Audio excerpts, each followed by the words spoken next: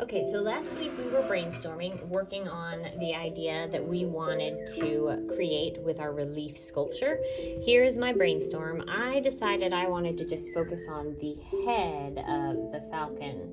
And so I have my sketch here, and I'm going to take my sketch and I'm going to draw it on my backing. This is my foundation. This is what I'm going to be building my falcon's head on. So this is where I want to draw it. So I'm going to copy from here over here. It doesn't have to be exact. It doesn't have to be perfect. I'm using a pencil, so if I need to go back and erase a line or two, I can.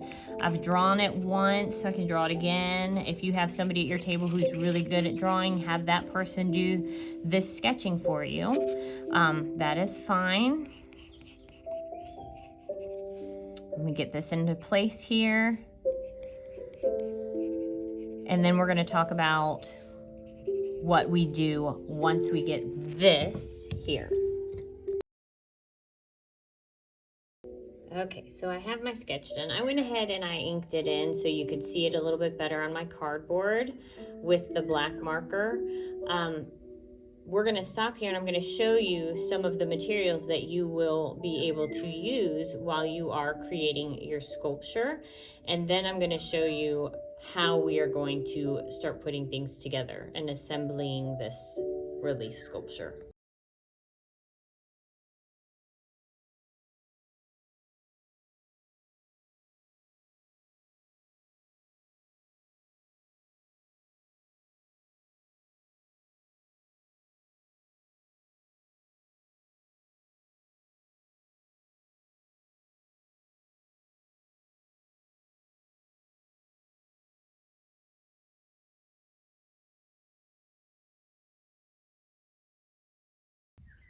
All right, so we have looked at some of the different materials that we have available to us to use to build our relief sculpture.